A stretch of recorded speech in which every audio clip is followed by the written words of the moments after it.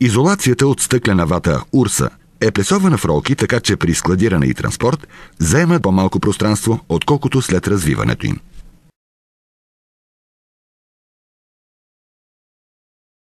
Преди монтажа на металната конструкция залепваме върху подовия и стенния профил уплътнителна лента, която предотвратява разпространението на звука по конструкцията.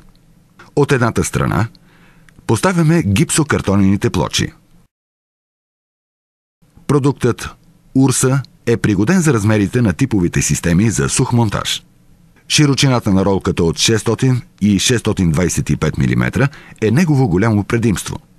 Между двата профила стъклената вата може да бъде поставена еднослойно. По този начин избягваме евентуални допълнителни грешки. Много важно е точно да запълним пространството между профилите и правилно да изпълним специфичните детайли. Изолацията осигурява нужната устойчивост, така че през годините не се сляга. Накрая затваряме преградната стена с гипсокартонени плочи.